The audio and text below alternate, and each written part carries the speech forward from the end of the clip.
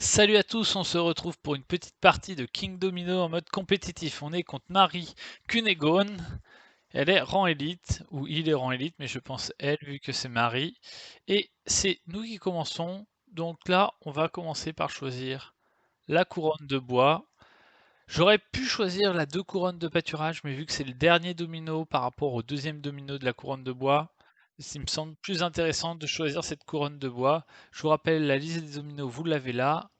Une couronne de bois, en gros, il y a 22 cases, donc on va dire qu'on divise par deux parce qu'on a à peu près la moitié de bois pour la partie, ça fait 11. Deux couronnes de pâturage, on divise par deux, donc il y a 14 tuiles, donc ça fait 7, 7 fois 2, 14, donc entre 11 et 14, celle-là normalement va rapporter plus de points, mais on préfère quand même prendre la couronne de bois parce qu'elle est plus haut et donc elle va nous permettre d'avoir un choix plus haut au prochain tour. Alors, qu'est-ce qu'il va nous faire? Là, déjà, il y a un choix très intéressant. Il peut soit prendre la une couronne d'eau, soit prendre la trois couronnes de mine ou de montagne. Ça dépend comment vous l'appelez.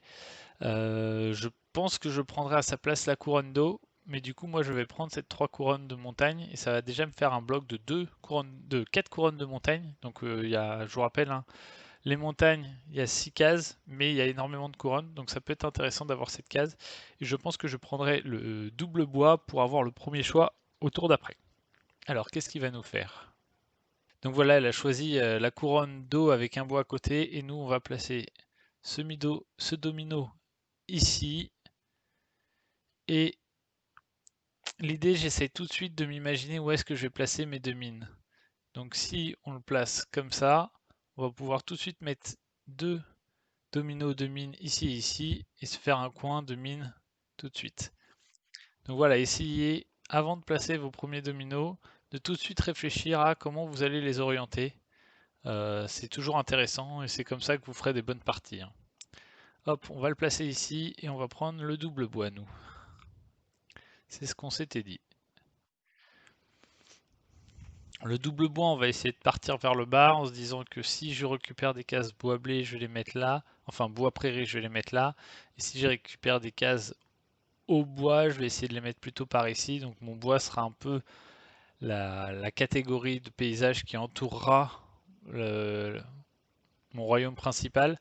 Sachant qu'ici, avec les mines, je vais peut-être essayer de mettre des marais, parce qu'il y a, je vous rappelle, des cases qui font et mines et marais. Donc ça peut être intéressant. Et bah, des pâturages, pour l'instant, je vais déjà laisser trois couronnes de pâturage, donc je vais pas forcément faire une stratégie en me disant je vais placer les pâturages dans ce coin-là de ma partie. Je vais plutôt y réfléchir pour plus tard.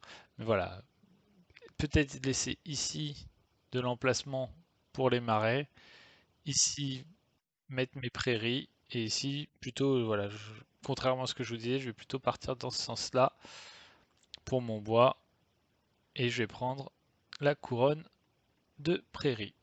Et là, très intéressant, c'est de voir s'il va aller prendre ces deux couronnes de montagne ou s'il va plutôt préférer prendre le double haut, sachant qu'il va quasiment à coup sûr prendre les deux couronnes de pâturage. Alors là,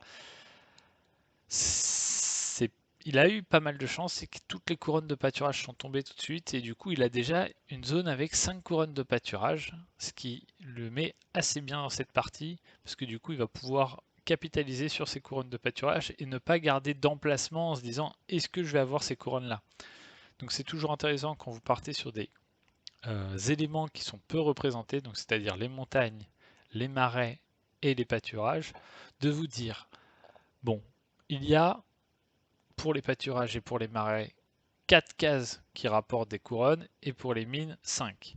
Donc essayez toujours de garder des emplacements pour ces zones-là. Par exemple ici, ma case de montagne, je vais la mettre là. Et je vais encore avoir une case ici sur et une case ici. Donc je me suis dit sur les 6 cases de montagne, je vais en garder 4 emplacements pour mettre potentiellement des couronnes de montagne en me disant bah, si j'en ai plus, ce ne sera pas forcément de l'optimisation. Par contre, si je les touche très très vite, comme c'est le cas pour lui pour les pâturages, bah, je vais réorganiser mon domino et mon royaume, je veux dire, pour être sûr de pouvoir caler les 6 cases de montagne côte à côte. Et là, on voit tout de suite, il en a pris une. Donc moi, je vais rester sur ma stratégie qui me disait, je pars que sur 4 cases de montagne vu qu'a priori, sur les 6, c'est très compliqué d'avoir les 6, et là il en a déjà pris une, donc au mieux j'en aurai que 5. Alors ici, très intéressant, on va aller prendre ces deux couronnes là, donc la couronne de bois et la couronne d'eau. Et maintenant, la question est comment on place cette eau, ce double eau. J'aurais tendance à le placer ici en me disant l'eau bois je vais le mettre ici, et le bois blé et le bois prairie je vais le mettre par là. Donc on place notre domino et on va voir ce qu'il va nous faire. Alors là, ce qui va être dangereux, vu comment je suis parti, il va falloir essayer de ne pas prendre les dominos double pâturage et double marais. Donc double pâturage, a priori, mon adversaire va les prendre parce qu'il a 5 couronnes de pâturage. Par contre, le double marais, ben, c'est une couronne, c'est un domino qui me pose problème parce qu'aujourd'hui, pour l'instant, je n'ai pas de couronne de marais et je vais être obligé de le relier à mon royaume. Donc le double marais que vous voyez là, il va forcément se situer ici. Donc ce domino-là, on va le faire partir par là. Et de toute façon, on n'a pas le choix sur la liste de dominos restants. Alors ici, comment on va s'organiser? J'essaye de réfléchir, hein, les deux marais vont aller là, donc a priori je vais avoir une zone de marais ici, et ma zone de bois là, ma zone d'eau là, mais est-ce que je vais placer mon futur domino comme ça ou pas? C'est ça la question que je suis en train de penser, et là je vais peut-être le jouer plutôt comme ça, et comme ça, en me disant, je vais essayer de récupérer un domino double haut qui pourra me permettre de faire cette liaison entre cette eau là et cette eau là, et si je ne le récupère pas, je mettrai deux dominos d'eau dans le sens de manière horizontale et non verticale, comme je viens de mettre mon domino. Alors là, ce qui est malheureux, c'est que j'ai récupéré deux dominos très loin, mais que c'est pas des très bons dominos. C'est des dominos sans couronne. Donc ici, il va retrouver le dilemme. Donc peut-être qu'il va prendre les deux dominos de pâturage. Et comme je vous le disais, c'est très intéressant pour lui parce que ça lui permet de fiabiliser avec ses 5 couronnes toutes ces cases de pâturage, donc pour lui c'est très bon. Et après la question va être, est-ce qu'il va prendre le double bois ou les deux couronnes de marais ou la couronne de marais? Donc là, il a l'air de s'orienter pour me laisser la couronne de marais. Alors là, ce qui peut être très intéressant pour lui, c'est de se dire, je vais lui laisser le deux pâturage, parce que moi je vais pas pouvoir jouer mon double pâturage vu que je n'aurai pas de case pâturage. Je vais devoir jouer mon deux marais ici, et donc le deux pâturage, je ne pourrai pas le jouer.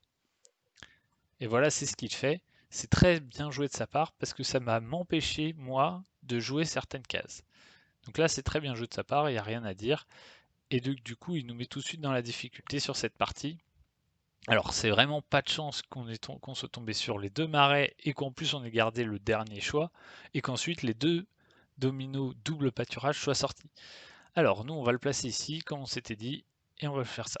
Sachant que ce domino, on ne pourra pas le placer parce qu'on n'a pas de case de pâturage présent pour l'instant.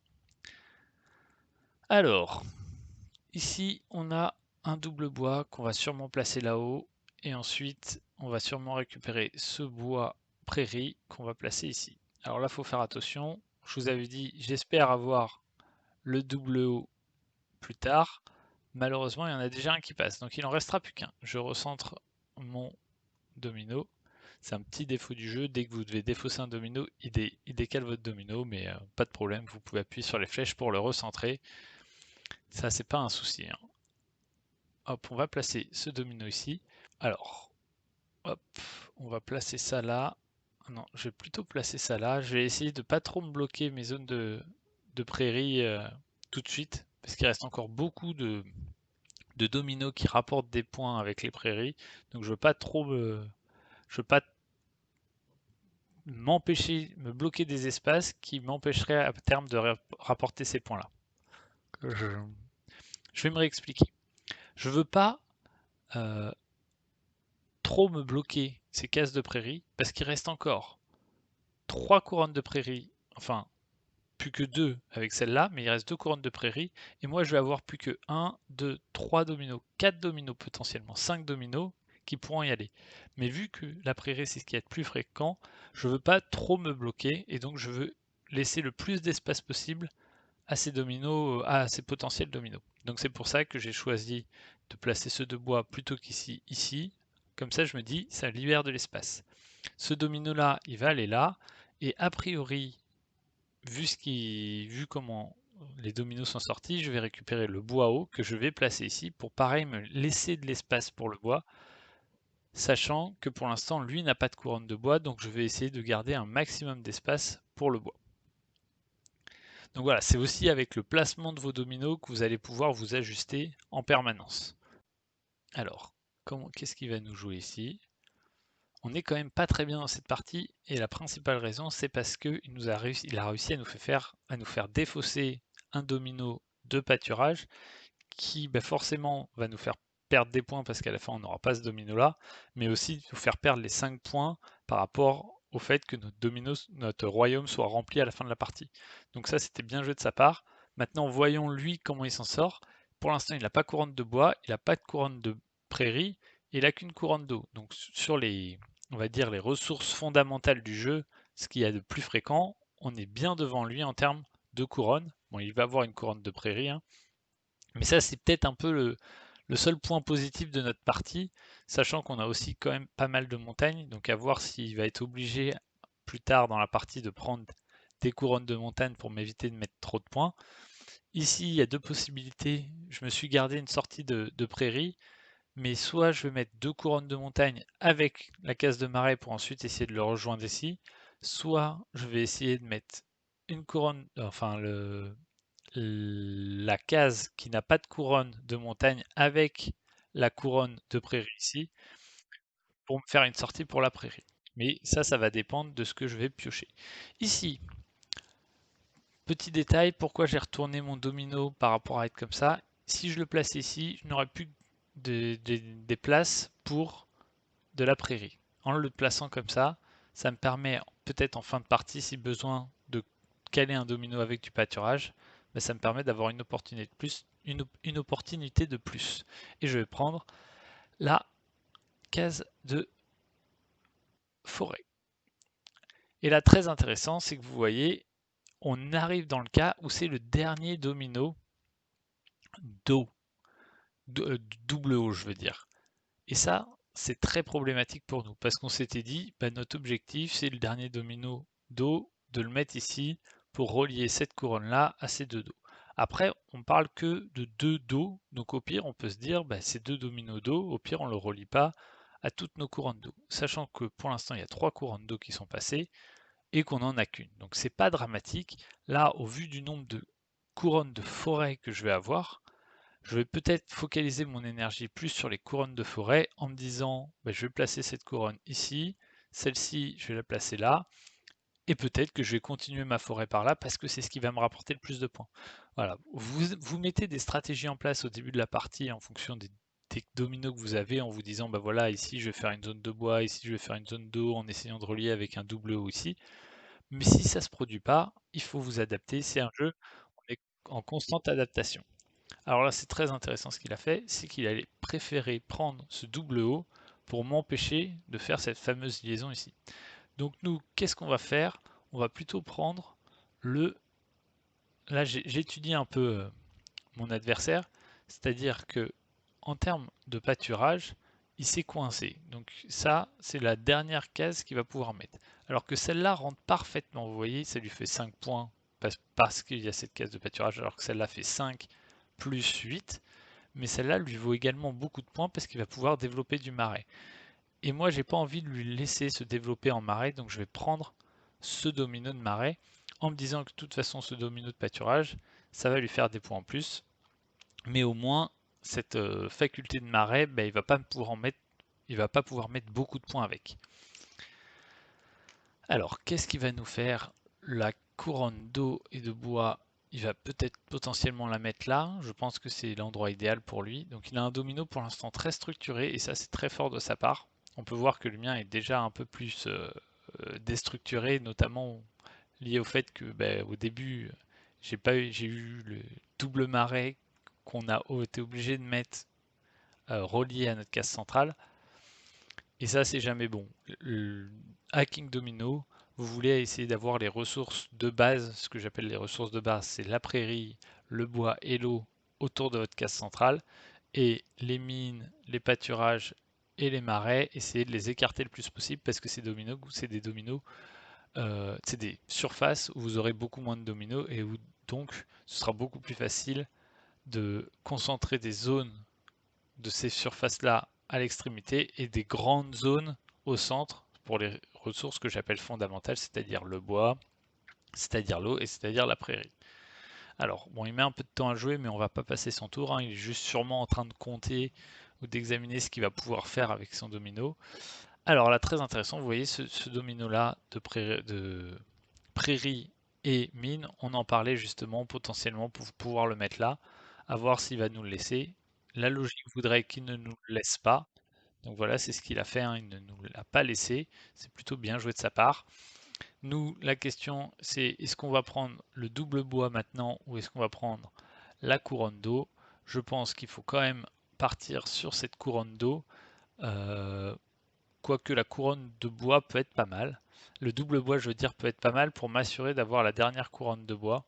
Je vais peut-être partir là-dessus en me disant, de toute façon, ma stratégie, ça va être d'essayer d'avoir la dernière couronne de bois. Il va rester 3 tours. Il restera une couronne de prairie, une couronne de bois, une couronne d'eau et pas mal de couronnes de mine. Alors, il faut essayer de se mettre en tête qu'est-ce qui va rester et donc comment je vais pouvoir jouer ma partie. Après, si je prends ça, ce qui peut être intéressant, c'est que s'il me laisse les deux ici, bah, je vais pouvoir les mettre ici et ici et donc relier avec ma zone d'eau de ce côté. Donc on va prendre ça en se disant, normalement, il va pas me laisser le de bois. Et s'il me laisse le de bois, au pire, c'est pas très grave. Donc on va prendre celui-là. Non, en se disant, il va pas me laisser la couronne d'eau, et il va me laisser le de bois, et donc j'ai pas besoin d'aller chercher le de bois tout de suite, je vais pouvoir attendre. Maintenant, s'il prend le double bois, on va avoir 3 zones d'eau qui va nous permettre de relier assez facilement cette zone-là à cette zone-là en plaçant les deux dominos avec des couronnes d'eau sur ces deux cases-là. Alors, qu'est-ce qu'il va nous faire? Je vous rappelle, hein, vous pouvez compter, là vous avez toute la liste des dominos, donc vous pouvez savoir à peu près quel type de domino il reste. Plus vous aurez joué, plus vous saurez à peu près quel type de domino il va rester. Par exemple, je sais là que la couronne de bois qui reste, elle est jumelée à une couronne d'eau, à une case d'eau, je veux dire. Je sais aussi que la couronne de prairie qui va rester, elle est jumelée à une case de marais. Mais ça, c'est à force de jouer que vous le serez, hein. Ça va venir avec l'habitude. Alors, on va placer ça là, en se disant, on va essayer de récupérer au moins la couronne de prairie. A priori, là, il y a les deux choix, donc il va récupérer la couronne de prairie et la couronne de bois qui reste, hein. Mais au moins, on a récupéré deux couronnes d'eau à ce tour-ci, et donc c'est pas mal. Alors là, très intéressant, c'est qu'on a des choix assez divers. Et il va sûrement prendre celui-là. Ça, je me fais pas de soucis pour lui, il va les prendre. Maintenant, qu'est-ce qu'il va prendre sur les 3 choix restants? Sachant qu'il va rester une couronne de bois, donc s'il me laisse ce domino-là, bah, c'est sûrement moi qui vais récupérer la dernière couronne de bois. En tout cas, je prendrai quasiment certain le premier domino au prochain tour. S'il me laisse celui-ci, pour être sûr d'avoir la couronne de bois au dernier tour si elle n'apparaît pas au prochain tour. Par contre, s'il prend ces deux-là, ben moi, ça va me faire encore des points avec mon marais et encore des points avec ma mine. Et donc, c'est aussi dangereux pour lui de me laisser ces deux dominos-là. Donc là, c'est un choix très intéressant. Je pense qu'il a pas mal de calculs à faire, de voir qu'est-ce qui est le plus intéressant pour lui, sachant que lui, ça lui rapporte pas beaucoup la dernière couronne de bois, mais que moi, ça me rapporte énormément de points. Qu'est-ce qui va être le plus intéressant aussi s'il prend ce domino-là, les mines, ça lui rapporte pas tant que ça. Ah, les marais, ça lui rapporte rien non plus. Donc peut-être qu'il va me les laisser en me disant, ben moi, ça me rapporte pas grand-chose. Voilà, il y a plein de petits sujets qu'il faut qu'il étudie. Mais voilà, il a des choix possibles. Je pense que c'était une erreur de sa part de prendre ce double bois, hein. J'aurais pris la couronne d'eau, parce qu'il a une grande surface d'eau, et je pense qu'il avait pas mal de potentiel. Alors vous voyez, il a fait le choix de prendre cette couronne ici, enfin de prendre ce premier choix ici, qui va correspondre, j'imagine, à la prochaine couronne de bois. Donc en voyant ça, moi je vais faire le raisonnement inverse, c'est-à-dire je vais peut-être placer mon domino là en me disant de toute façon le bois, j'aurai un domino d'eau que je vais pouvoir placer ici. Alors est-ce que je le fais ou pas? Ça c'est toute la réflexion. Et pour ça je vais compter.